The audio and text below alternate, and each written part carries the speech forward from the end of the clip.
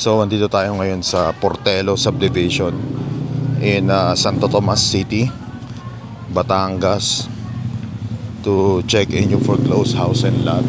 Before that, please subscribe to our YouTube channel at Foreclosed Hub.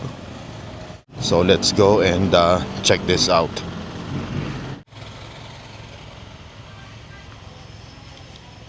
So, this is the property. Lot area nito is 156 square meters. Ang floor area is nasa 31 square meters. This is around 2.5 million. Bungalow siya. And ang kagandahan pa dito is maluwag yung lote niya. Medyo malaki siya and tapat niya tong ayan, parang open space. So check natin. So hanggang dito siya. Ayan. Medyo perimeter, ano na siya perimeter na. Still sale na to, around 2.5 million. So ayan siya. Bungalow lang. Then bathroom niya. Then bedroom 1. Tapos bedroom 2.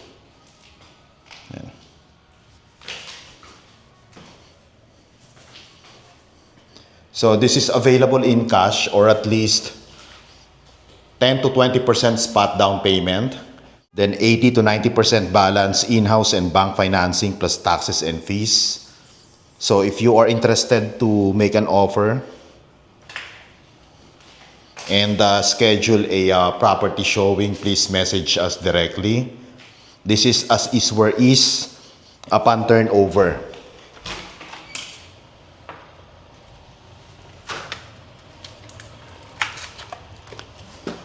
And first come first serve po tayo.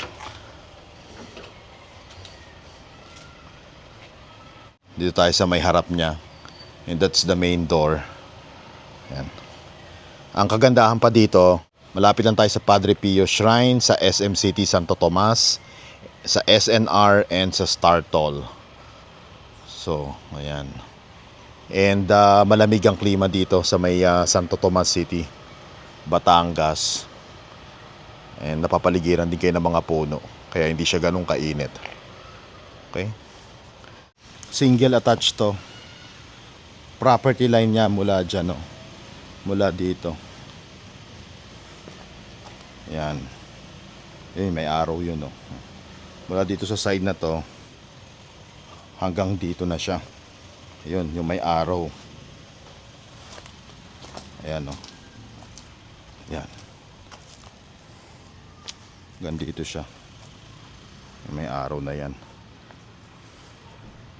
156 square meters.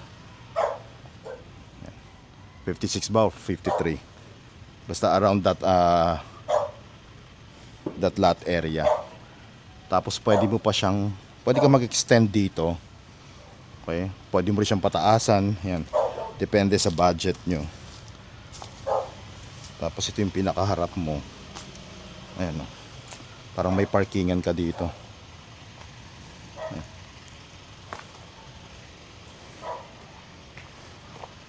Diba? Still sale na to, around 2.5 million. Tapos prime location siya dito sa may Santo Tomas City, Batangas. Malapit sa SLEX, Star Toll, sa may Padre Pio National Shrine, SNR and SM City Santo Tomas. So again, if you are interested to make an offer and schedule a property showing, please message us directly. Napapaligiran po tayo ng mga puno. Tapos parang may open space pa dito sa gitna. Yan, parang courtyard. Kaya naman na malamig ang klima dito sa area na to. As is where is po tayo dito upon turnover. So kayo na magpapagawa ng repairs na kailangan and renovation. Usually ayan, yung mga gutter nya, palitin na, tapos repainting. Yan. Pero maganda siya, maluwag. Kaya if you're interested, message us directly.